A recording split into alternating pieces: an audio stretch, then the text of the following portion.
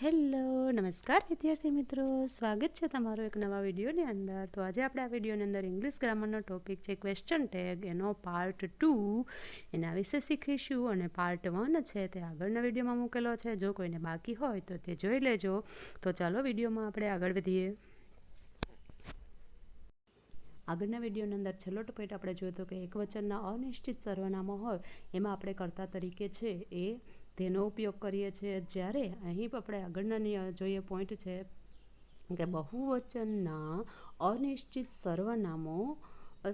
સર્વનામો સાથે, એટલે કે a few, lots of, many, all few સાથે ક્વેશ્ચન ટેગમાં આનું આપણે કર્તાનું રૂપ છે એ તે મુકાય છે. એટલે કે એકવચનના અનિશ્ચિત સર્વનામો હોય કે બહુવચનના અનિશ્ચિત સર્વનામો હોય એની સાથે આપણે કર્તા તરીકે રૂપ મૂકવું હોય તો તે મુકાય છે. તે કર્તાનું રૂપ મુકાય છે. ઉદાહરણ તરીકે, એટલે કે એક્ઝામ્પલ તરીકે આપણે જોઈએ, ફ્યુ સ્ટુડન્ટ્સ વેર પ્રેઝન્ટ. તો આ વાક્ય છે એ ફ્યુ એટલે કે અનિશ્ચિત સર્વનામો છે અને એકવચનનું સર્વનામ છે, અને સ્ટુડન્ટ્સ વેર પ્રેઝન્ટ એટલે કે વેર છે તો એકવચનનું વાક્ય છે. એને આપણે છે ક્વેશ્ચન ટેગની અંદર ફેરવીએ તો એનું વેરનું છે એટલે વેરન્ટ. હકાર વાક્ય હોય તો એનું નકાર થશે એટલે વેરનું વેરન્ટ. અને આપણે બહુવચનનું સર્વનામ છે ઓલ સ્ટુડન્ટ તો એનું આવશે અ ફ્યુ સ્ટુડન્ટ, તો એનું આપણે કર્તા તરીકે મૂકશું ધે, એટલે કે વેરન્ટ ધે એનું ક્વેશ્ચન ટેગ બનશે. પછીનો આગળનો આઈએમપી ટોપિક છે કે લેટ્સ સાથે લેટ્સવાળું વાક્ય હોય અને એની સાથે હકાર વાક્ય અને નકાર વાક્ય બંને હોય. લેટ્સવાળું વાક્ય હકાર હોય અથવા લેટ્સવાળું વાક્ય નકાર હોય તો એનું ક્વેશ્ચન ટેગ્સ છે એ સેલ વી અને ક્વેશ્ચન માર્ક વપરાય છે. ખાસ વિદ્યાર્થી મિત્રો યાદ રાખજો કે લેટ્સવાળું વાક્ય જો હકાર હોય તો પણ સેલ વી વપરાય છે, અને નકાર વાક્ય હોય તો એ પણ એનો ક્વેશ્ચન ટેગ તરીકે સેલ વી વપરાય છે. એટલે હકાર અને નકાર બંને વાક્યમાં સેલ વીનો ઉપયોગ થાય છે, અને લેટ્સવાળા વાક્યો સાથે સેલ વી વપરાય છે. હંમેશા ખાસ યાદ રાખજો, મોસ્ટ ટાઈમ પોઈન્ટ છે કે સેલ વી છે એ લેટ્સવાળા વાક્યોમાં હકાર અને નકાર બંનેમાં વાપરી શકાય છે. તો આપણે છે હવે આગળ જોઈએ, એનું ક્વેશ્ચન ટેગની અંદર સેલ વી મુકાય છે. ઉદાહરણ તરીકે, એક્ઝામ્પલ તરીકે આપણે જોઈએ, let's go for a picnic. Let's go for a picnic હકાર વાક્ય છે તો પણ એનું આપણે ક્વેશ્ચન ટેગ બનશે સેલ વી અને ક્વેશ્ચન માર્ક. એના પછી જોઈએ લેટ્સ, એ હકાર હતું, લેટ્સ નોટ પ્લે તો એ નકાર વાક્ય છે તો પણ ત્યાં આવશે સેલ વી, એટલે કે ક્વેશ્ચન ટેગ તરીકે સેલ વી વપરાય છે. જો વાક્ય હકાર હોય તો પણ સેલ વી મુકાય છે, અને જો વાક્ય નકાર હોય તો પણ સેલ વી મુકાય છે. એટલે ખાસ યાદ રાખજો, હકાર અને નકાર બંને વાક્યોમાં લેટ્સવાળા વાક્ય.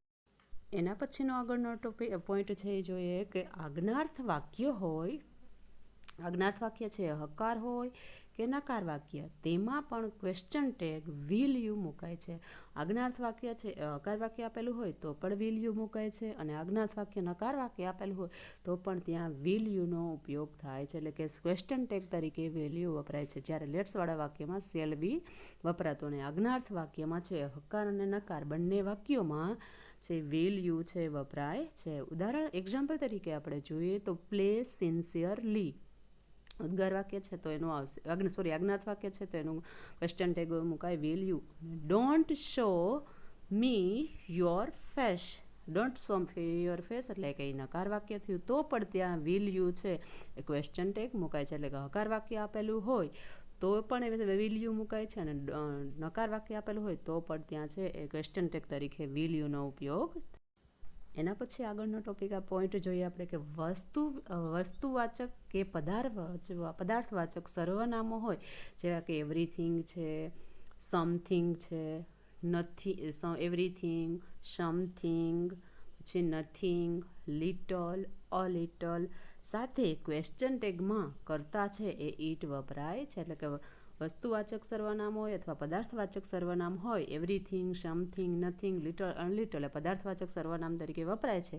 તો એના માટે આપણે ક્વેશ્ચન ટેગની અંદર મૂકવું હોય તો કર્તા તરીકે ઈટ મુકાય છે. ખાસ યાદ રાખજો વિદ્યાર્થી મિત્રો કે કર્તા તરીકે ત્યાં ઈટ મુકાય છે. કોઈ એવરીથિંગ છે, સમથિંગ, નથિંગ અને લિટલ એક્ઝામ્પલ તરીકે આપણે જોઈએ તો a little water is in the jug.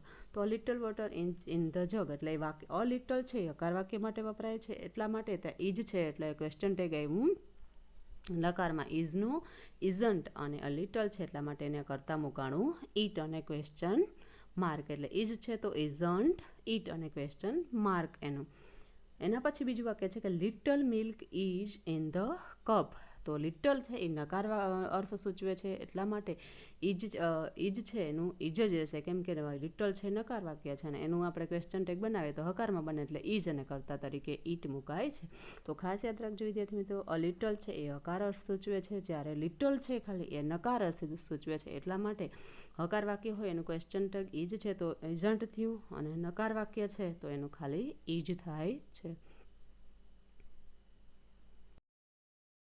તો આઈએમપી પોઈન્ટ આપણે જોઈએ હવે યાદ ખાસ યાદ રાખવા માટે છે, 2 પોઈન્ટ છે મેં અહીંયા નોટ કર્યા છે છેલ્લે, કે જો હકાર વાક્ય હોય એનું આપણે ક્વેશ્ચન ટેગમાં ફેરવીએ તો એનું નકાર વાક્ય બને છે, અને જો વાક્ય છે એ નકાર હોય તો આપણે એને ક્વેશ્ચન ટેગની અંદર ફેરવીએ તો એનું જે હકાર બને છે. એટલે હકાર વાક્યનું ક્વેશ્ચન ટેગ નકાર બને અને નકાર વાક્યનું ક્વેશ્ચન ટેગ હકાર બને છે. પહેલો પોઈન્ટ ખાસ યાદ રાખજો કે હકાર વાક્યનું નકાર ક્વેશ્ચન ટેગ બને અને નકાર વાક્યનું હકાર ક્વેશ્ચન ટેગ બને છે.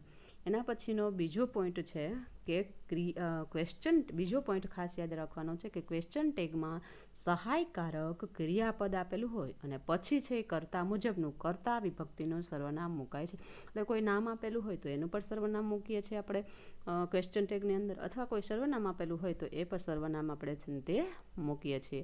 એટલે સહાયકારક ક્રિયાપદ પછી કર્તા વિભક્તિનું આપણે સર્વનામ મૂકીએ છીએ ક્વેશ્ચન ટેગની અંદર. તો 2 બાબત છે મોસ્ટ ટાઈમ બે છે ખાસ યાદ રાખવા જેવી છે. જો તમને આ વિડીયો પસંદ આવે તો લાઇક કરો, સબસ્ક્રાઈબ કરો અને અન્ય વિદ્યાર્થી મિત્રો સુધી શેર કરો. Thank you.